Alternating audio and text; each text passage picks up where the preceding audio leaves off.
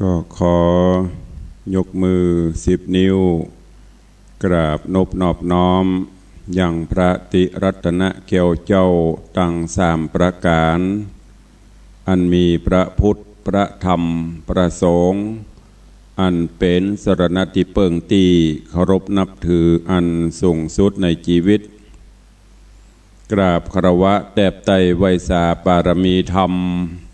พระมหาเถรานุเถระเจ้าคณะพระสังฆาธิการภิกขุสงฆ์สามเณรจุตนจุองค์โดยความเคารพเจริญสุขเจริญปอนปออกไม่ออกศรัทธานบุญสันนิบาตตันเข้าจุหนุ่มเท่าใจยิงขอน้อมต้อนรับทุกท่านเข้าสู่รายการมรดกธรรมกำเมืองต่างสถานีวิทยุกระจายเสียงพระพุทธศาสนาแห่งชาติและสังคมคลื่นเพื่อการศึกษาพระพุทธศาสนาและวัฒนธรรมและคลื่นวิทยุสีขาวเพื่อเจ้าประชาส่งสัญญาณกระจายเสียงจากสถานีวิทยุวัดฝ่ายหินตำบลสุเทพอำเภอเมืองจังหวัดเชียงใหม่ในระบบคลื่นความถี่ FM 104.50 เมกะเฮิรตซ์สถานีวิทยุวัดหนองกายตำบลสันปะยางอำเภอแม่แตงจังหวัดเชียงใหม่กระจายเสียงในระบบคลื่นความถี่ FM 99.75 102.0 และ 89.25 เมกะเฮิรตซ์สถานีวิทยุบริการสาธารณะวิทยุ CM77 วิทยุอินเทอร์เน็ตล้านนากระจายเสียงในระบบคลื่นความถี่ FM 97.5 เมกะเฮิรตซ์สถานีวิทยุพระพุทธศาสนาจังหวัดเชียงรายส่งสัญญาณกระจายเสียงในระบบคลื่นความถี่ FM 99.50 เมกะเฮิรตซ์สถานีวิทยุดีเจอ้อยอำเภอโสปราบจังหวัดลำปางกระจายเสียงในระบบคลื่นความถี่ 97.75 เมกะเฮิรตซ์สถานีวิทยุวัดห้วยตองซักอำเภอจอมทองจังหวัดเชียงใหม่กระจายเสียงในระบบคลื่นความถี่ 98.75 เมกะเฮิรตซ์สถานีวิทยุเวียงป่าเป้าเรดิโอส่งสัญญาณกระจายเสียงในระบบคลื่นความถี่ FM 90.0 เมกะเฮิรตซ์วิทยุแดนดินถิ่นล้านนาอำเภอสันปะตองจังหวัดเชียงใหม่กระจายเสียงในระบบคลื่นความถี่ FM 103.50 เมกะเฮิรตซ์วิทยุมนเสียงธรรมอำเภอแม่แจ่มจังหวัดเชียงใหม่กระจายเสียงในระบบคลื่นความถี่ FM 106.25 เมกะเฮิรตซ์สถานีวิทยุชุมชนคนเมืองลี้อำเภอลี้จังหวัดลำพูนกระจายเสียงในระบบคลื่นความถี่ 103.75 เมกะเฮิรตซ์สถานีวิทยุชุมชนคนนาน้อยจังหวัดน่านกระจายเสียงในระบบคลื่นความถี่91.50 เมกะเฮิรตซ์วิทยุเสียงใสเรดิโออำเภอต้าวังผาจังหวัดน่านกระจายเสียงในระบบคลื่นความถี่ 100.75 วิทยุเสียงธรรมจากวัดจันทร์อำเภอกระยาณิวัฒนาจังหวัดเชียงใหม่กระจายเสียงในระบบคลื่นความถี่ 103.50 เมกะเฮิรตซ์สถานีวิทยุน่านฟ้าเรดิโออำเภอเมืองเชียงใหม่กระจายเสียงในระบบคลื่นความถี่ FM 101.75 เมกะเฮิรตซ์และสถานีวิทยุวัดสี่ปันเงินอำเภอสันปะตองจังหวัดเชียงใหม่กระจายเสียงในระบบคลื่นความถี่ FM 88.25 เมกะเฮิรตซ์พร้อมกันนี้ก็มีสถานีวิทยุชุมชนเสียงต่ำสายหอกระจายข่าวตามวัดวาอารามต่างๆตามหมู่บ้านต่างๆที่ได้ลิงสัญญาณ เสียงธรรมสู่ญาติโยมศรัทธาในเวลานี้วันนี้เป็นวันพุธตามผังรายการแล้วก็จะลิงสัญญาณไปถึงมดถึงมวลที่ได้ประกาศถึงมดถึงมวลประมาณ16 สถานี15-16 สถานีแล้วก็ต่างFacebook เฟซไลฟ์ต่างๆแถมไลฟ์ช่องก็ขออนุโมทนาขอบคุณกับท่านญาติโยมศรัทธาที่ได้ติดตามรับฟังรายการมรดกธรรมกับเมืองเนอะจากทุกสถานีทุกช่องที่สำคัญกราบขอบพระคุณเมตตาบารมีของท่านผู้อำนวยการทุกสถานีที่สำคัญก็ขอกราบขอบพระคุณท่านเจ้าอาจารย์พระครูอภิวัฒนวิกรมผู้อำนวยการคลื่นวิทยุสีขาวเพื่อเจ้าประชาและก็ท่านเจ้าอาจารย์พระครูสมุวิศวัตรวรกิจโจผู้อำนวยการสถานีวิทยุวัดฝ่ายหินและผู้อำนวยการทุกสถานีที่ได้มอบถวายเวลาให้กับตุลุงในวังรายการนี้ดำเนินโดยอัตมภาพพระครูวิสิทธิ์ศรีลาภรณ์เจ้าคณะตำบลป่าแดดเจ้าอาวาสวัดวังสิงห์คำตำบลป่าแดดอำเภอเมืองจังหวัดเชียงใหม่เป็นผู้ดำเนินรายการก็ปะกันต่อจากรายการของท่านเจ้าพระครูอภิวัฒนวิกรมผอ.คลื่นวิทยุสีขาวจบลงไปก็ต่อด้วยเสียงจากตุลุงในวังในรายการมรดกธรรมกับเมืองเนอะคลื่นวิทยุสีขาวเฮาปะกันในวันพุธและวันเสาร์ก็กราบสุมาตัวบางเทื่อก็อาจจะเป็นแห้งอาจจะเป็นเทปแตน ลุกเนอใครยังบัลุกใครยังบัตื่นก็ลุกก็ได้ละเนอ6 โมงปลายแล้ว6 โมง 10 กว่านาทีแล้วลุกได้ละเนอแสงเงินแสงทองจับขอบฟ้ารุ่งอรุณวันใหม่มาแถมแล้วโปนไปกันแถมวันนี้ตื่นขึ้นมาหายใจโซ่โอ้เฮายังมีลมหายใจอยู่ก็สู้กันต่อไปสร้างคุณงามความดีกันต่อไปเพราะว่าทำปัจจุบันให้ดีที่สุดแต่ว่าโป้นไปแล้วแก้ไขยังก็ไม่ได้ละนอกจากมาปรับปรุงแก้สถานการณ์แก้ไขอันที่มันตกบกพร่องไปวันพุธยังมาบัดถึงเตื้อเป็นอนาคตการอยู่จะถึงบัดถึงก็ยังบ่ฮู้เพราะฉะนั้นทำวันนี้ให้ดีที่สุดโดยการประพฤติวัดปฏิบัติธรรมน้อมนำเอาหลักศีลหลักธรรมขององค์สมเด็จพระสัมมาสัมพุทธเจ้ามาประพฤติปฏิบัติเสียสละประโยชน์ส่วนตนเพื่อประโยชน์ส่วนรวมจะไปเอาเข้ากำนามประวัติมือไผ่ยาวสาวได้สาวเอาอันนั้นไปสาวถ้าสาวในสิ่งที่ดีก็โมทนาสาธุแต่ถ้าไปกอบไปกวยไปกำสร้างความเดือดร้อนอันนั้นก็ขอเมตตาบิณฑบาตตัวทำวันนี้ปัจจุบันนี้ให้ดีที่สุดเนอะวันนี้ก่อนที่เราจะอู้จะเอ่ยจะจากันก็มาฟังธรรมะก่อนฟังนำธรรมคำสอนเสร็จแล้วเราก็ก้อยอู้ก้อยเอ่ยก้อยจากันตุลุงจะได้ทำเรื่องปัญหา4 นอ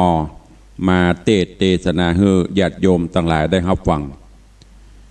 ถ้าตันจบก็จบถ้าบ่จบก็ไปต่อกันวันเสาร์หมดแล้วก็แปะหมดแล้วเปตพรีบัตันจบสกรรมว่าจะต่อวันเสาร์สถานการณ์ไม่เอื้อก็เลยลวดลุลาปะส้มจบกันไปจะอันเนาะวันนี้ฟังปัญหา4 นอมีนออย่างพ่องตั้งอกตั้งใจฟังเนอะแล้วก็ก่อยมาอู้มาจากันในท้ายรายการดังที่ได้ปฏิบัติมาขอเชิญทุกท่านสงบกายวาจาใจไผ่ที่นอนงีบมาฟังนอนฟังจะไปงีบหลับเนอะเนี่ยลุกมาแหมกรรมตุลวงสดหายแซบไปไหนโมโหนั้นลุกเนอะลุกเลย6 โมงปลายละบัดนอนฟังแล้วนั่งฟังเนี่ยการฟังไปตัวได้ละเนอะณโอกาสบัดนี้ นะโมตัสสะภะคะวะโตอะระหะโตสัมมาสัมพุทธัสสะ เอ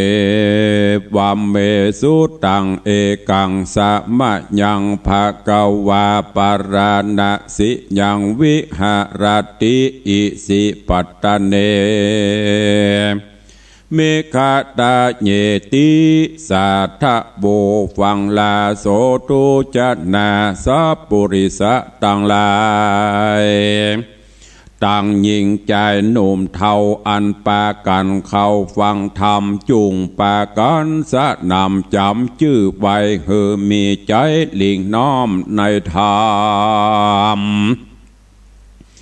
จุงปาการเว้นอย่างปาปะกรรมอันหมวดดำมืดเศร้าตามดังพระพุทธเจ้าได้ภายแผ่เทศนาแก่สาวกเจ้าดิเลในป่าอิสิปัตตนะมิกตาญะวันหากเป็นคำสอนในพระพุทธศาสนามาบอกขาดเปื่อเหือมนุษยชาติยิ่งใจและเทวดาตั้งหลายได้เล็งหันอย่างทุกขเวทนาจังไปในและไปนอกอันมาปอกปันตัวโมหะมืดมัวเมาลำบากกองทุกข์หากเลือลายเป็นทุกข์บ่สบายเมื่อเกิดหือฮ้อนเดือดเมื่อยามแก่ทุกข์พันแผ่เจ็บตายสัพพะทุกข์ต่างหลายมีมากทุกข์ขนาดวะโวเป็นทุกข์เมื่อฟู่ตานเจียนจาเป็นทุกข์แสวงหาเลี้ยงปากเป็นทุกข์เมื่อใดปัดพรากเสียเข้าของเป็นทุกข์พันพองหาใหม่ความทุกข์ใดติดตามบ่มีที่ดีงามในสักแห่งเป็นทุกข์เป็นกองทุกข์แต่งเต็มตัวป่าหื้อใจมืดมัวจะหยาบเป็นทุกข์ด้วยอันเลี้ยงคาบแห่งรูปคา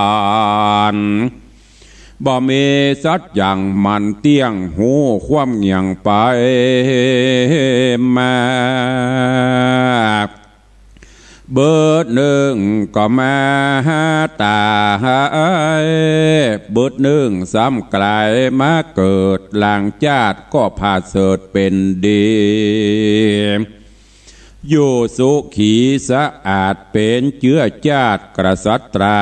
หลังชาติใดเกิดเป็นคนทลิตาทุกข์ยากก็เพื่อกรรมวิบากอันตนได้กระทำมาลางชาติได้เกิดเป็นหมูเป็นหมาตัวถอยลางชาติก็ได้เป็นคนตีนมือง่อย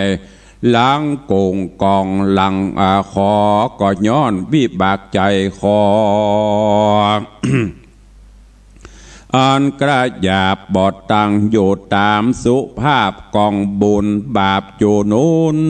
แสงสายก็ย้อนไฟรากะหักไม่เผาตน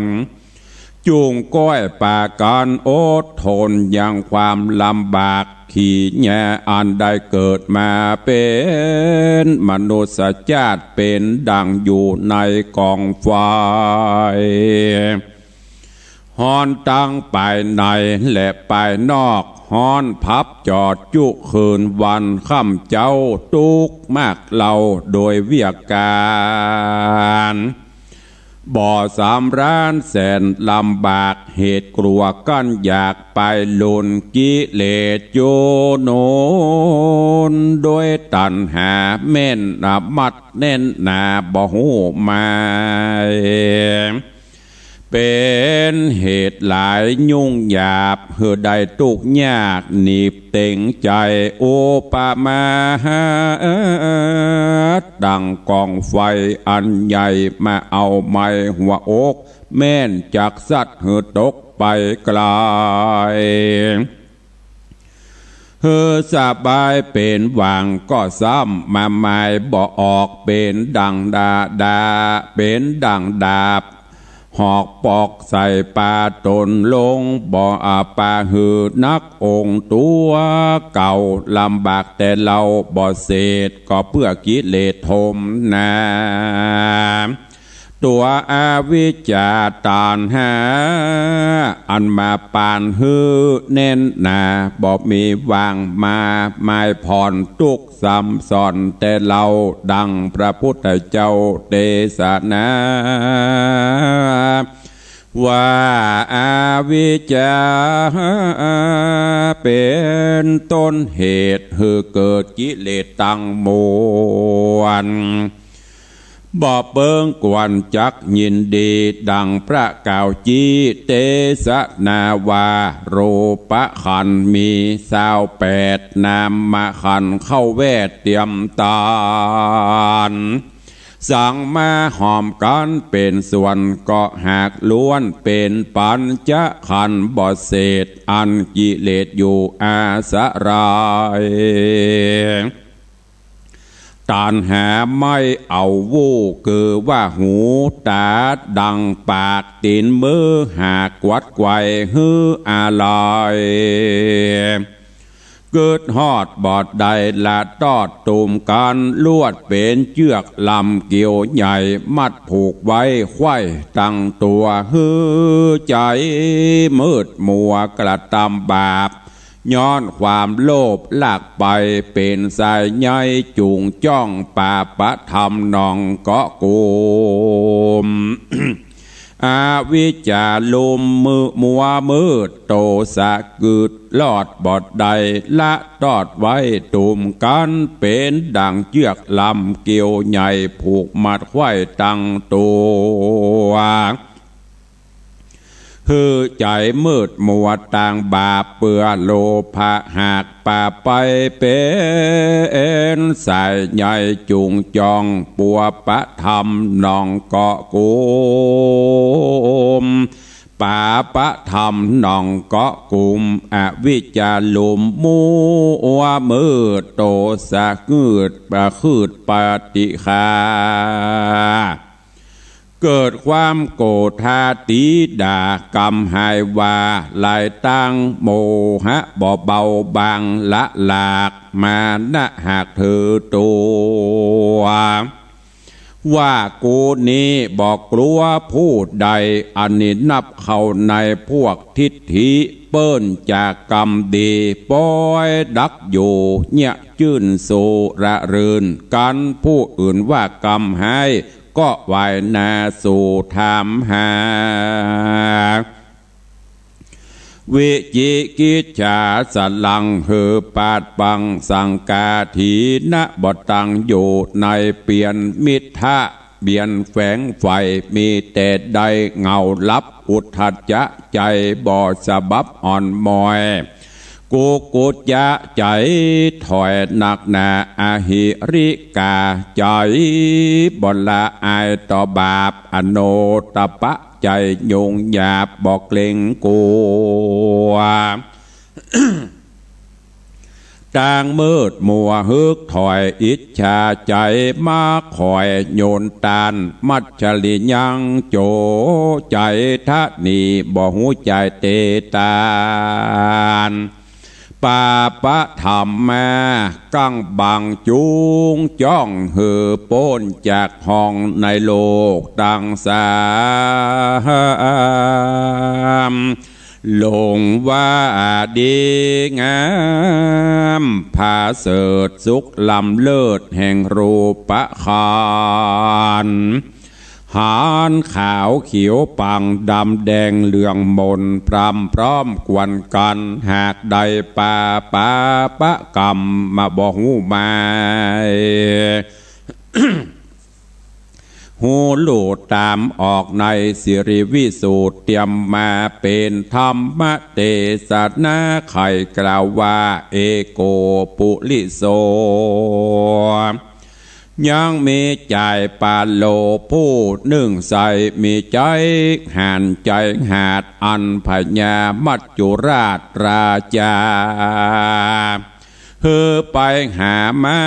อย่างงูปิดไว้สี่ตัวจิงเล่นไปสู่วันเกี่ยวกอดลุมลายังใจอาณาถาผู้ใจหานผู้ปังปานตังสีมันก็กล้วยเอามือกรี้แกะไขก้อนงูมาหลุดออกมัน มันก็เล่นไปรอดเก่งหาคือว่าสลาเหือนเป่าหกหลังเหล่าใหญ่ก่อนตัวคนใจบ่อยู่จริงเล่นไปสู่ห้มไม้โปสะไลอันมีใบหน้าห้มกวางเป็นที่ใครลองนอนลมปาดวอนใจมากมันก็อยู่หันหากลับไป ตาในการละยามนันใสส่วนเศษนานในผู้ฉลาดแห่งพญามัจจุราชราชาจิงไปจ่าหาจิงไปจ่าจานหาใจหานผู้นี้ออกจากบัวงูปอกปันจากบ่วงงูปอกปันตัวบัดนี้พญาซ้ำฮื้อเลยไล่ว่าโซจุงไปไต่ตามหาพวกหมู่คาเสนาตังสีก็ยังตัวไล่ตามหาก็มีวันนั้นแหละนาตาในกาละยามนอนยังมีนักผาดใหญ่ผู้มีพญาปัญญาจริงมาจะบอกใครแก่ใจหันผู้นั้นว่าดูกะราใจกล้าหาญมึงอย่าหยุดนานเจนล้ำบัดนี้เขาซ้ำไล่ตามหาเขาไล่เลยมาบ่จ้ามึงจุงพิจารณามึงอย่าได้ลาสานอนลับอยู่โจรให้ฟู่จากกันว่าจะจับมึงฟันบันคาเสียงโห่ร้องลำเนืองนานพ้องก็จักเอาเชือกปันคอหื้อใด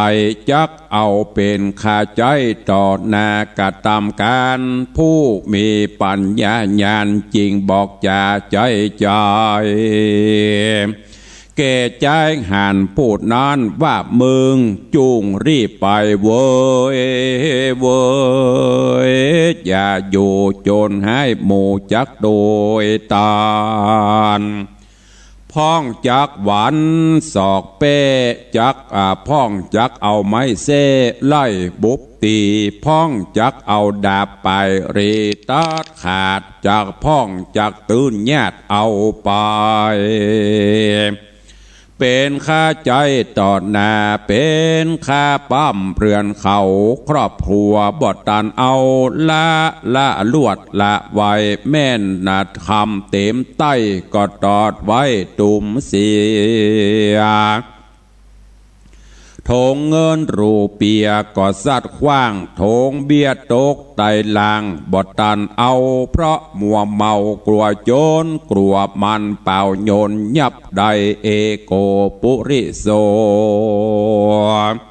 ส่วนใจหานอยากไรนอนอยู่ใต้ห่มไม้โปสะไหลก็เล่นไปสะใสอยู่บดใดเลยนี่ไปสู้ดงรีตานามหิมฝั่งกำกงกาจาโตธามีสี่แห่งอันเป็นแหล่งน้ำขุนมั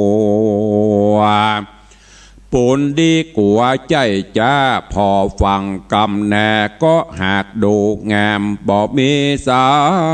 งมาปานเพียบใดเป็นเมืองไกลยิ่งล้ำอยู่กำแน่สุขบา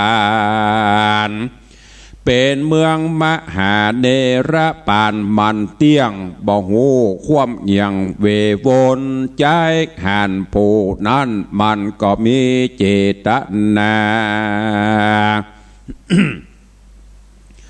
มักไฟเอาตนไปอยู่ก็บ่เอาว่าตนไปสู่ดิลีมันจริงเข้าสู่ดงรีป่าไม่ก็ไปตัดเอาอย่างไม้กวาง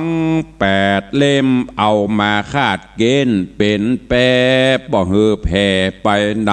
กันมันคาดเกณฑ์ดีแล้วก็ขึ้นขี่เล่นพายไปโอดสาหะพายไปละเล็กละน้อยบ่ปอดนานเต้าใดก็ถึงฝั่งกำแน่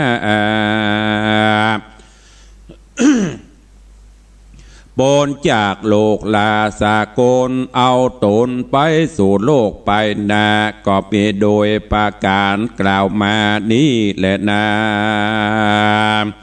อาถังขีกามะโกส่วนอันว่าไม้กวาง8 เล่มอันนำมาเป็นแปรคามน้ำกวางใหญ่วันนั้นนามูลลาศรัทธาต่างหลายก็คือหากว่ามาได้มักกะต่าง8 ประการอันอาจารย์เจ้าหากแขวดไว้เป็นตัดหลาอันว่าใจผู้มีปัญญาปัญญานั้นเล่าคือหากมาได้ญาณสัมปยุตตั้ง4ฮือหูได้หูที่ฮือได้หูท่วนทีบ่มีมัวอันว่าโจรปาโลจักมาบาดนานเกิกหากมาได้ผัวเมียลูกเต่าโจรโห่ห้องล้วนเศร้าล้วนเล่าเกิงหากมาได้หมู่อิทธินารีอันจ้างมามีมายาเนาะย้ายและจ้อยซอกะตำกิริยาหาเหตุอันต้องเตดำนั่นคือหากได้เจ้าภิกขุทั้งหลายโดนวิเศษลาจากเปตตอดสิกขาอันละถุงเงินนั่นคือหากได้เจ้าสามะเนนอันนี้ลาพรากสิกออกมาจากวัดแล้วพรากศาสนามาอยู่เฮือนอันตอดทงเบียนั่นได้คนทัดยิงใจทั้งหลายอันมีใจฟุ้งซ่านบ่ได้กลัวบ่ได้ญาณซึ่งเวรกรรมโมหะมืดมัวดำใจถอยส่วนพวกข้าน้อยเศษนาตังสีนั่นบ่ใจของสักเล็กสักหน่อยคือหากมาได้อวิชชาตัณหามานะดิฏฐิก็มีโดยนัยยะประการดังกล่าวมานี้แหละนะโยโอโหจาปิยังมีใจผู้หนึ่งมีตาตั้ง2 หากบอดกลางคืนป้อยสอดเล็งหานยามกลางวันปล่อยมัวมืดเป็นดีงืดนักหนามันก็แป่งข่าวว่าสร้างให้ปลูกพักให้และยาแป่งเฮือนเกหาหลังใหญ่โดยใจไฟโจมบานปลูกลูกส้มของหวานไว้หลายอันหลายสิ่งมันก็ว่าบานอันนี้ม่วนแต่ยิงบ่มีภัยปูนปางเมื่อไปโลนแถมเราซ้ำมีซ้ำเจ้ามีใจแถมคนหนึ่งเป็นใบซึ่งหูหนวกมันจ้างป่าเอาหมู่เสนาเข้าสู่วัดนาแดนป่าเอวไล่ล่าหมู่เหนือฝูงหมู่เบื่อมิกาในป่าก็ได้ลัดล่าหนลง ก็ได้ลัดล่าลงโหนบ่อหูตำบนปากกวางตุกอ้างว้างเหลือใจก็ลงไปจุจอดยังบ้านคนตาบอดน้ำใส มันจิ้งไข่ฟูดตานว่าดูราเจ้าเกหา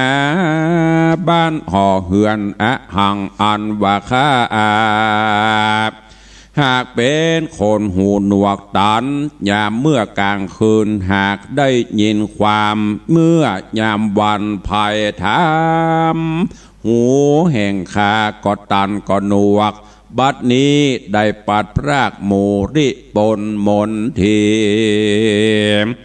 หลงดงรีป่าไม้ได้มาปะต้านแล้วจิงเข้ามาขออาสะลาย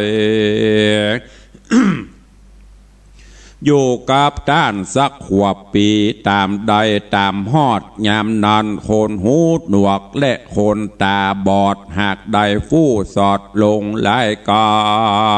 รจริงจวนกันหน้าปลูกจริงจะจักจวนก็จริงจวนการปลูกอย่างไม่ลูกหัวมันหลายอันหลายสิ่งเขาตั้งสองก็มีปิติยิ่งโจมบานตาโตปัฏฐาญะถัดนั่นมาแถมเล่าก็ยังมีใจกล้าหาญองอาจมีกำลังเหลือขนาดบอกกลัวภัยแม่นในกองไฟมันก็เข้าอยู่ตามที่แต่ก็หากอ้าปากบ่ลอเข็มว่าออกไปแล้วก็ซ้ำคืนมาเต็มหัวอกแถมดังเก่าตามดังธรรมพระเจ้ากล่าวไว้ว่าเหมันทะวาจังวิชานะโยปินดาตังบอกวันกล่าวกรรมหยาบจักกล่าวตังบาปก็กลัววิตการกินเหตุว่าดวงศีลตัวก็ถือบอดเตียงจริงลบหลีกเลียงอ้างว่าบ่หันศีลเป็นตัวบ่หันตัวเป็นศีลก็ว่าได้ชื่อว่ามานะกระดังฮึกหยาบเหตุสินธรรมบ่จะลาบเขาในใจตนคืนโหนลายจันลายต่อเต้าหมื่นตาพอแต่ประวังเจ้าเมินตาพอแต่บ่ระวังคิดอ่านปัจจุบันอนาคตังอันจักมาไปนาบ่กลัวบ่ยานขว้างข่าวความกินง่ายกินต้านกล่าวว่าดวงศิลมีลายพระแนกกลัวจำแนกออกบ่มีมัวแม่นจ๋าเลี้ยงหัวมีหลายตัวอยู่เลี้ยงหัวหลายน้อยใหญ่ส่วนเจ้าของมันบ่อาจเอาใจใส่บ่จ้างเกิดจ้างไล่ลาสาเป็นเปียทิโรกาบ่โหเยาวยาสักเตื้อ7-8 วันมาไข่จริงมาไล่งัวไปกินยาแหล่งบึดแหล่งเมื่อจนท่านงัวปอแห้งก็ปอพอมเหตุว่าบ่เลี้ยงตอมบ่เอาใจใส่นับจากกล่าวไว้ว่ากูมีลายบ่เมินนานงัวซ้ำตายพร้อมบ่ค้างบ่เศษธรรมดามธรรมเทศกล่าวไว้กึ่งหากมาได้โกปาลศีลก็หากเป็นอาจิลกรรมติดต่ออนิจจศีลนั้นหนอก็หากเหมือนกันคือเอาแต่ศีลปัจจุบันสันด่วนเข้าใจว่าเป็นความม่วนเขือกปากันเฮาจักถือเอา ศีล5 วันคืนเป็นเขตกันแจงเจตมาแล้วก็โป่งศีลไว้เสียที่ขวงแก้วอารามการไปแผ่วฮอดบานเหือนตนแล้วก็บอกกูบ่ได้กลัวขามกะตำตุจริกรรมต่างเฮือศีลดังพร้อยลาย ปรมัตถาอธิบายมีมากกล่าวไว้หากมีหลายว่ามีอบายเป็นเฮือนอันเปิ้นฟู่ตัวฟู่มีหลักฐานปรมัตถธรรมเป็นพยานบันเตียงบ่หลีกเลี่ยงหมายโหนกันบ่เจือก็เสมอดังย่ำยีธรรมแห่งตนคำผ่านแผ่วอันนักผาดเจ้ากล่าวจำว่าแอวโลงเชื่อกรรมปาละคนใบมาเก่าฟังเอาแต่ข่าวใต้เหนือเต็มว่าลวกเหลือด้านเจ้าแห่งนักผาดเจ้าหมู่นี้อันว่าศีลห้านี้หากเป็นศีลคนกะหัดไปนอกโมอุปาสกาอุปาสิกาหือปากันหักษาปฏิบัติตามเตียวไตตั้งน้อยใหญ่ยิ่งใจอย่าได้เพตะปัญจศีลาเป็นคนพงสะแบ่งหาเลี้ยงคาบเหือได้เว้นจากบาปหาประการและนาและนามูลราชศรัทธาต่างหลาย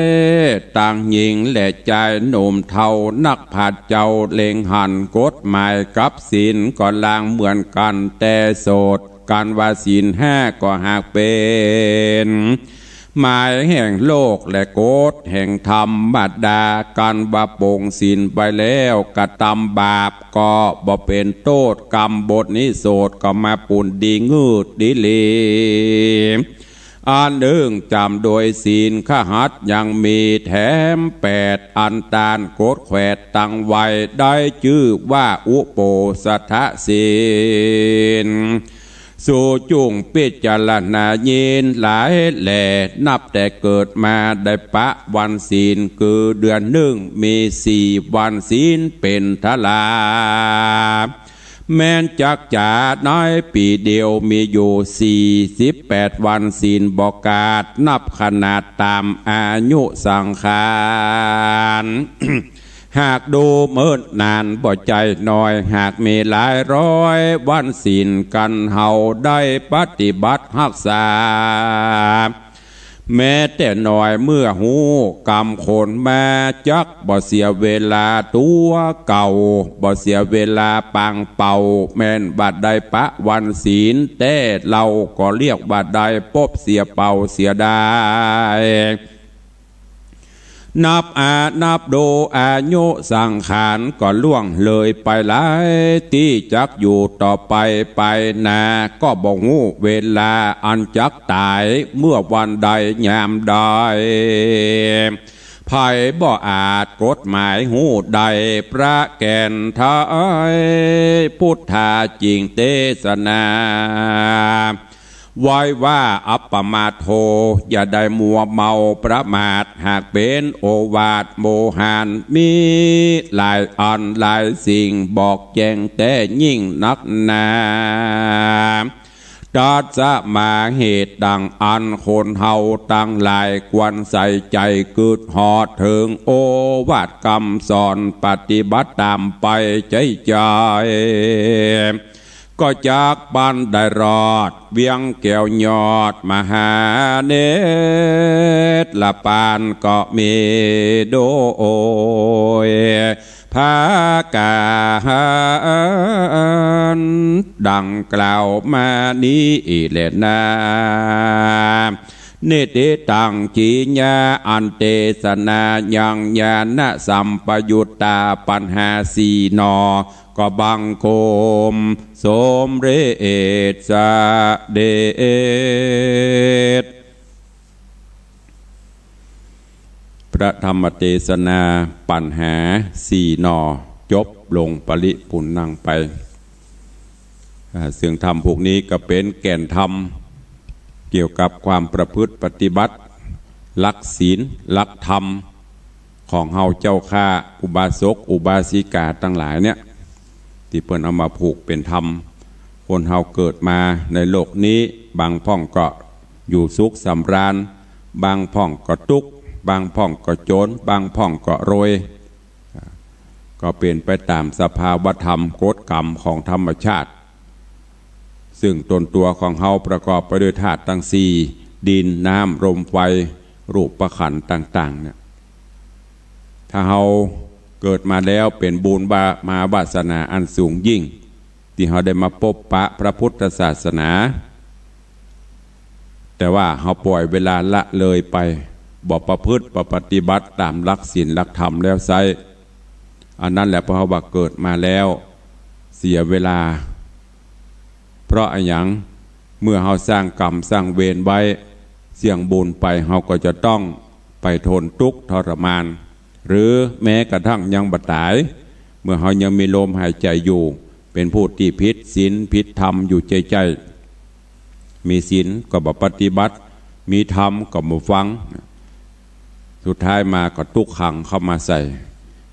ตายธรรมเพิ่นก็จะบอกปีหนึ่งนะวันพระเอาเดือนหนึ่งนะมีวันพระวันศีล4 วันอาทิตย์ละวันเดือนหนึ่งมี4 ติดก็มี4 วันปีหนึ่งก็มี48 วันท่านนะจาก366 วันนะวันศีลมี48 วันท่านนะดกป่ายมันยังได้แต่นะแต่ถามว่าเฮาปฏิบัติได้ครบก็ส่วนมากก็90%บ่ครบจะมีกับสัก10หรือ10ป่ายที่เฮาปฏิบัติศีลปฏิบัติธรรมกันเพราะฉะนั้นพระพุทธเจ้าได้ตรัสไว้อย่าได้ประมาทในชีวิตในความเป็นอยู่เนอะเร่งรีบประพฤติปฏิบัติตามศีลกินตามธรรมเสียสละประโยชน์ส่วนตนเพื่อประโยชน์ส่วนรวมตัวเขาเนี่ยอัตตาตัวตนธาตุทั้งสี่ดินน้ำลมไฟผสมจุ่มนมกันเนี่ยมันจะแตกจะม้างบันไดบุหุเหมือนอย่างนิทานทำที่มันบอกตะเกียพอใจเอาไม้มามัดเป็นแปรพอถ่อแปรไปข้ามไปทางหน้าก็เหมือนอย่างเขาถึงวันเนี้ยเขากำลังจะข้ามต่างไปโหนต่างไปหน้ายังยาวไกลไม่ใช่ว่าตายแล้วจะป้นถ้าเขาสร้างคุณงามความดีไว้เขาก็จะได้พบแต่สิ่งที่ดีต่อไปแต่ถ้าสร้างสิ่งบดีไว้เขาก็ต้องทุกข์กรรมลำบากต่อไปขอฝากไว้กับญาติโยมทั้งหลายในวันนี้เนอะเวลาก็น้อยไปรวดเร็วทันใจว่องไวแตะกับเดียวก็จะหมดเวลาก็เหลือเวลาไว้เห็นน้อยสัก7-8 นาทีจะได้ได้ได้จ้าสนทนาหน้าใหม่กับญาติโยมทั้งหลายเนอะตุลุงก็ย้ำเตือนกับญาติโยมตัวตามที่ท่านเจ้าพระครูอภิวัฒนวิกรมได้ประชาสัมพันธ์เชิญชวนญาติโยมเขาได้ไปร่วมกันสร้างเจดีย์42 เมืองที่เพิ่นจะสร้างที่เวียงปะเป้าแดนต่อแดนระหว่างเมืองเชียงใหม่กับเมืองเชียงรายก็เชิญชวนเนอะไปร่วมกันวันที่14แต่ตุลุงต้องขอสุมาศาสนกิจมีคงไม่ได้ไปไว้โอกาสดีๆก็จะได้ไปร่วมกิจกรรมกับทางญาติโยมศรัทธาเขาเนอะย้อนเข้ามาหาที่วัดวังสิงห์คำตอนนี้งานหลักงานใหญ่เขาจบไปงานหล่อพระเจ้าทองคำก็สำเร็จเสร็จไปแต่ยังบ่อยู่คำว่าเสร็จก็คือหล่อเสร็จไปละ แต่ยังได้เอามาเถอะเนอะแต่ว่ามีโยมแม่โอ้ตุลุงอีแม่จะมาไหว้พระเจ้าทองคำยังไหว้บ่ได้เตื้อตอนนี้ปุ่นมีบ้านศาลาปุ่นอยู่กำลังอยู่ในช่วงของการคัดตกแต่งเพราะว่าต้องใจความละเอียดมันไม่เหมือนตองเหลืองเนาะตองเหลืองนี่เอาเครื่องคัดฟังช่วงก็เด็กกันแล้วแต่นี่เป็นทองคำต้องคัดไปพอเปิ้นคัดนี่มันจะง่ายๆนะแปลงตู้เอามือหล่อนเข้าไปพออย่างนั้นนะอย่างอันตู้ที่เปิ้นอย่างก็ที่เปิ้นตรวจโควิดนะแบบเดียวกันนะเอามือหล่อนเข้าไปอุปกรณ์ไว้ทางในบุตรแม้แต่เศษทองเพื่อก็ต้องปัดเก็บมันจะว่าปัดสว่างอันนั้นขั้นตอนมันละเอียดรอเนาะรอให้มันสำเร็จเสร็จสิ้นดีตุลุงเกิดว่าเขาจะมีพิธีพุทธาภิเษกเสกซ่อมย้อมยกทั้งองค์สารูปพระเจ้าทองคำและองค์จำลองตลอดจนวัตถุมงคลอันมีเหรียญอันมีองค์ลอยที่ได้ทำเป็นจำลองแล้วก็องค์รูปจำลองมีเนื้อสำริดมีเนื้อทองเหลืองกึดไว้อยู่เนอะว่า ถ้าเปลี่ยนไปได้ถ้ามันตันก็จะมีพิธีพุทธาภิเษกในช่วงของวันส่งท้ายปีเก่าต้อนรับปีใหม่ซึ่งเฮาก็สวดมนต์ข้ามปีกันอยู่ละก็จะลวดเอาวันนั้นจัดพิธีพอวันที่1 มกราก็มอบพระพุทธรูปมอบเหรียญมอบอย่างต่างๆให้ญาติโยมที่เพิ่นได้สั่งจองศาสนาแห่งชาติและสังคมคลื่นเพื่อ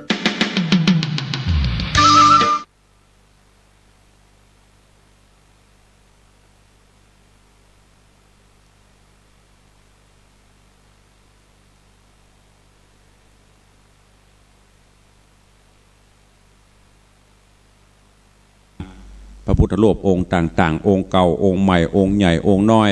บนวิหารหลวงไผ่ที่มาวันนั้นได้ขึ้นไปกราบก็คงจะหันตอนนี้เขาจะปิดทองทองคำเปลวเนี่ยทอง96%เนี่ยแผ่นทองคำนั่นน่ะแต่เมื่อมาตีเป็นแผ่นทองเปลวก็จะเอาจะปิดทองทุกองค์10 กว่าองค์ในวิหารหลวงทั้งหมดตึงใหญ่ตึงน้อยก็อันมีโยมปีไอธนวัฒน์โยมปีทัตพิชาสุสิงคำอันนี้เป็นเก้าเป็นเง่าเป็นประธานอุปถัมภ์เก้าร่วมรับไปหลายองค์ดูเป็นเงินตึงมดตึงมวลประมาณว่า260,000 270,000 กว่าบาทเนี่ยแล้วก็หลังๆก็เพิ่งก็เติมเพิ่มมาเรื่อยๆเฉพาะปีไอธนวัฒน์โยมปีทัตพิชาห่วมบุญกุศลมาบดีนี้เกือบล้านตั้งแต่ร่วมโมทนาปิดทองกาซ่อมแซมหันนี่กากำ100,000 270,000 80,000ก็ต้องขออนุโมทนาเดินเจริญรอยตามบรรพบุรุษพ่อแม่เป็นคนหุ่มกินหุ่มตาลวันนี้พ่อแม่เสี่ยงไปลูกเต้าก็สืบทอดเพราะอย่างที่ออกในธรรมนั้นน่ะมีนักกองโก้กองโกดตายก็ไม่ได้ไปตัวซักอย่างอันเนี้ยลูกหลานตันเต้าเพิ่นก็ได้หูสัจธรรมอีพ่อก็ตายละไว้อีแม่ก็ตายละไว้ก็ไม่ได้ไปตัวไปหั่นก็ไม่ได้ไปนี่ก็ไม่ได้ไปประเด็นนี้ก็สว่างแจ้งก็เลยเจริญรอยตาลคือปอกคือแม่ตาลไว้ไปหน้าตัวก็ต้องขออนุโมทนาขอบคุณเด้อนอกจากนั้นก็มีโยมป่ออาจารย์บุญมาแม่ตุนแก้วท่าคำแปงก็ร่วมเป็นเจ้าภาพไป1 องค์ 70,000 บาทตุลุงก็ฮับเอากระเปิ่นอย่าองเนาะประกาศให้เปิ่นเจียวตัวเก่าบ่ได้ตาลเฮาก็ได้งามกันเนาะเมาก็คือเปิ่นตาลตัวเก่าบ่ได้ตาลกระเปิ่นเกิดจันนายไปเกาะเปิ่นน่ะต้องให้เปิ่นเกาะเฮาตัวก็ฮับไปองค์ 50,000 บาทที่เหลือท่านก็เชิญชวนญาติโยมศรัทธาเฮาท่านผู้ใดจะร่วมเด้อแผ่นละ10 บาทแผ่นละ10 บาทแผ่นทองนะก็ร่วมเป็นเจ้าภาพมากันได้ป่อบุญธรรมคันยุบยิบใครอู้กะว่าจะได้ครับสวัสดีครับท่านหลวงพ่ออ่านปู่เจ้าแผ่นทองนั่นแผ่นเท่าใดก็ครับแผ่นละ10 บาทขายถูก10 บาทถ้าเอาแล้วอันตังหลวงพ่อติดคือก็จะไรหาหลวงพ่อบ่ได้ติดช่างติดครับช่างได้เอากี่แผ่นพ่อเอากี่แผ่นก็จะเอาสัก500 บาทเนี่ย500 บาทก็50 แผ่นแผ่นละ10 บาทครับแต่นี่จะอ่านลูกสาวโอนตังหลวงพ่อเนอได้เลยสาธุอนุโมทนากับพ่อเนอครับผมกราบไหว้สาครับปอนขอบคุณเนอกับโยมป่อบุญธรรมสายบุญจากเวียงป่าเป้าโอ้บัลละบ่ขวังวันนั้นเปิดอุตสาห์ดันโดนมาบ่ได้อู้ได้จ่ากันสักกำเดี๋ยววันใหม่ๆดีๆมานั่งโสทนาธรรมกันเด้อขอบคุณเด้อกับโยมป่อบุญธรรมสายบุญเวียงป่าเป้ารวมมันละ50 แผ่นอันทองนิ่มเจ้าว่าตุลุงปิดน่ะศาลาช่างบัดนี้เขาจ้างเหมาตกลงเปิ่นตึงมดตึงมวลกันเป็นเงินอยู่450,000 บาทท้วนเปิ่นก็มาแยกซอยเป็นองค์เนาะใครจะร่วมบุญกุศลตัวก็เจริญปอนเจิญเด้อเจริญปอนเจ้าไว้สาเจ้าตุลุงฟังอยู่เนอถวายกำลังใจให้นะเจ้าสาธุอนุโมทนาเนออันนี้ตูมาจากแม่คือเดสกอยเนอทีมบุญของแม่ครูเหรียญทองนะเจ้าสาธุแม่ยังก้อนเนี่ย แม่ยอดเจ้าอ๋อเด็กแม่ยอดเรือนเด็กหญิงยอดเรือนสาธุสาธุเด้อเจริญปอนเจ้าไว้สาเจ้าโยมแม่ยอดเรือนช่างขายเนี่ยช่องนามสกุลมาจ้างขายจ้างกาจ้างขายปันล่ำปันรวยขอบคุณนักเนอสายต่อไปไอเบลว่าได้ทานอยู่นะครับว่าได้วันนี้ฟังตู้ลุงอยู่บ่ได้รับเตื้อฟังตั้งแต่ตี3นะสาธุอนุโมทนาบุญฟังมาปุ๊บรายการตู้ลุงเลยเนอสวดมนต์กับพระครูพิวัตรแล้วก็สาธุเนอเอาไว้สาธุครับเดินปอนน้องเบลบรรลุจะเมื่อตี3ล่ะทำวัดทำวาตัวก็พระบุญกุศลปกโหมเนอ วันที่25เนอ25ตุลาก็จะมีงานบุญกฐินที่วัดวังสิงห์คำปีนี้เป็นกฐินสามัคคีเพราะยังเวลานี้ยังไม่มีผู้ใดจับจองเป็นเจ้าของเป็นประธานตุลุงก็เลยประกาศเป็นสามัคคีไปก่อนถ้าหากมีเศรษฐีใจบุญในทุนใจดีเปิดมาเป็นประธานเฮาก็จะโยกขยงของหมู่เฮาไปร่วมสมทบ